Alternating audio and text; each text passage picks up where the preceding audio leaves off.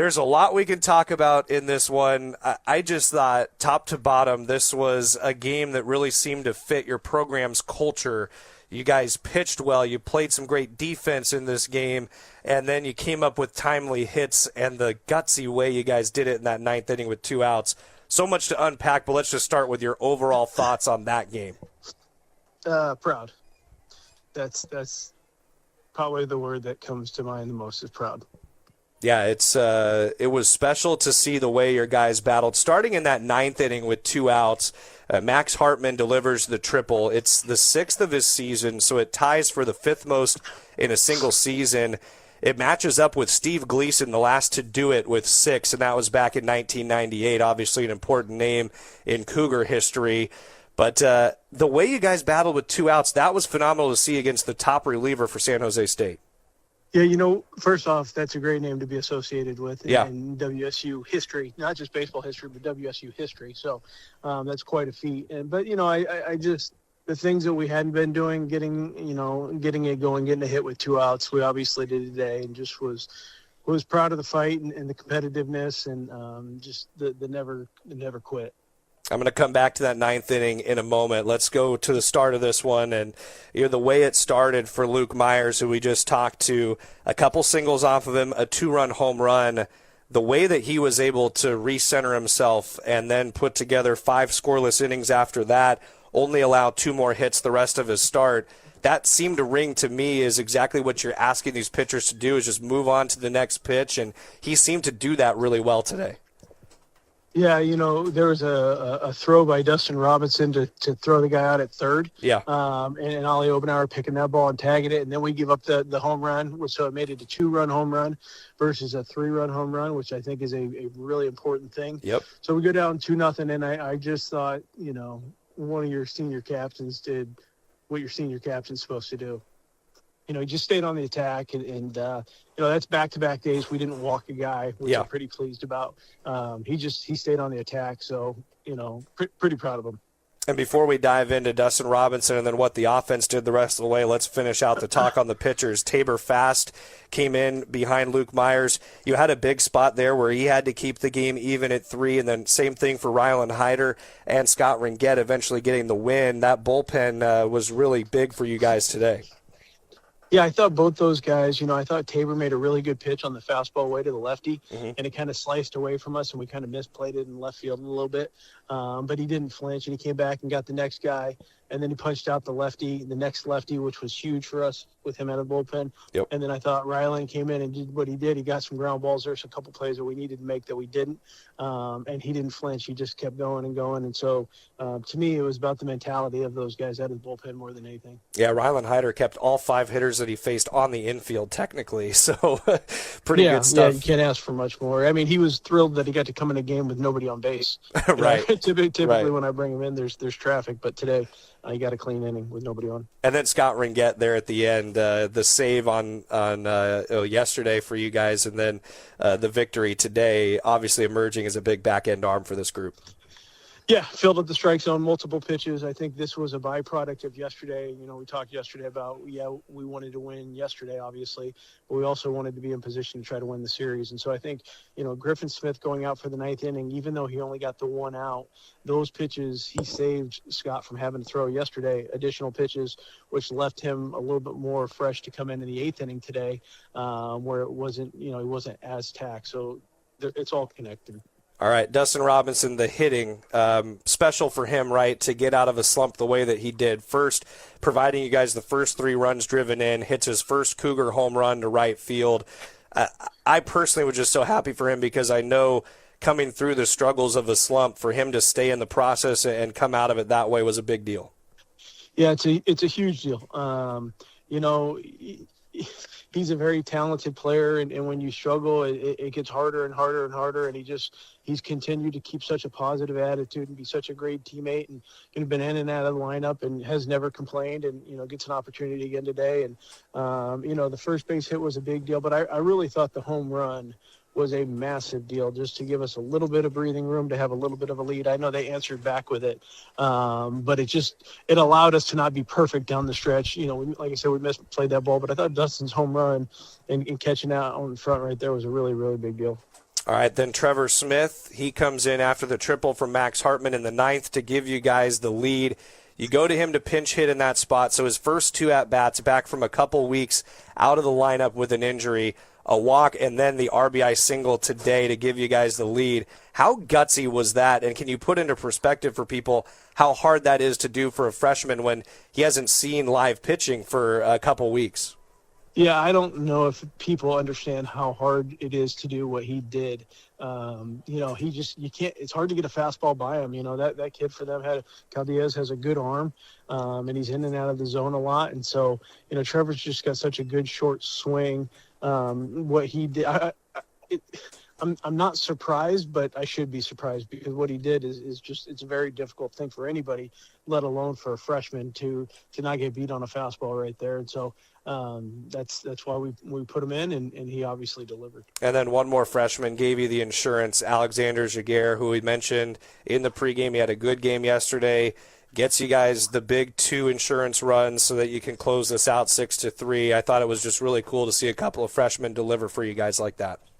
Yeah, he's super competitive. He loves to compete and loves to be in the fight, and that was a huge swing right there to just give us a little bit of a cushion, and it allows us to attack the strike zone more. It was, to me, the freshmen were great, the seniors were great.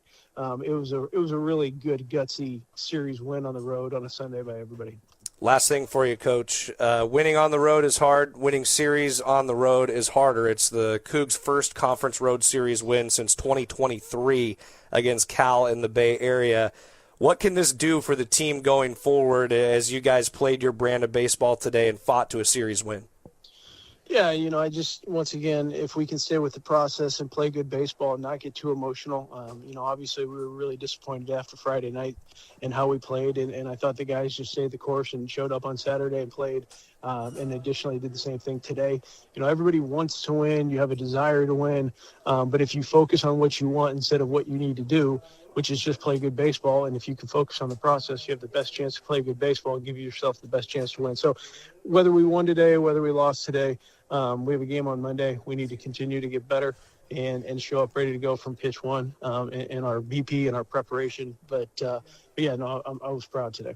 Well, I hope at least that pride can hang on for the flight home. You guys can enjoy that. And then a short break tomorrow, back at it against Oregon State on Monday. Congrats on the series win, Coach.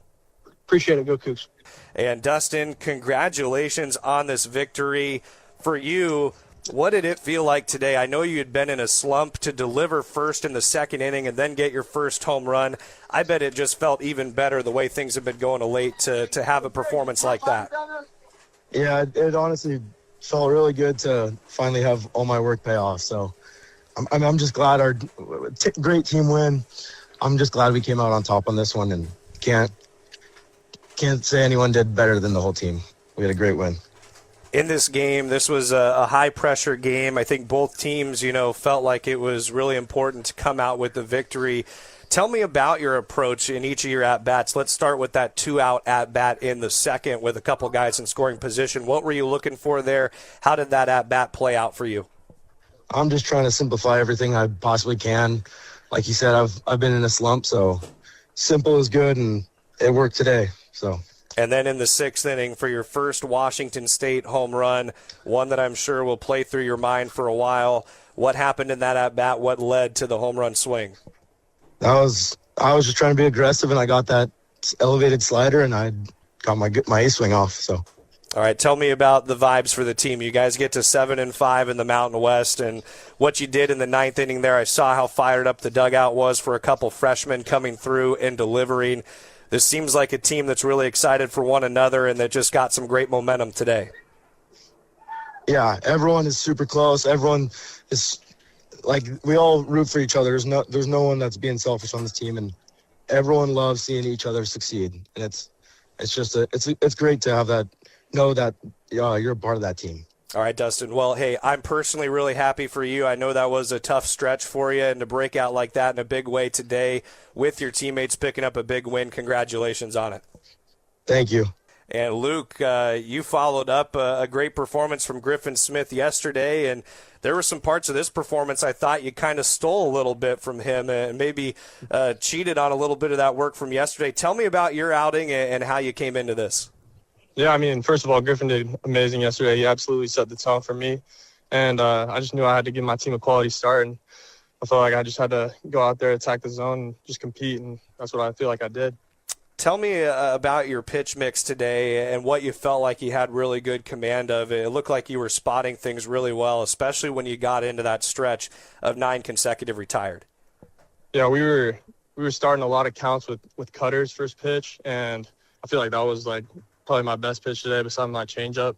And obviously my fastball, we were using that to get ahead and when we were behind in the counts and everything. But yeah, I feel like my cutter had a lot of swing and miss today, and yeah, it was good. Something I think is really underrated in the start for you. I mean, 3 batters into the game, you face a couple singles and then a 2-run home run from Jake McCoy, who hit 3 home runs on the weekend. How did you settle yourself down at that point? Because after that, you went on to only give up 2 hits and you put up 5 consecutive scoreless innings.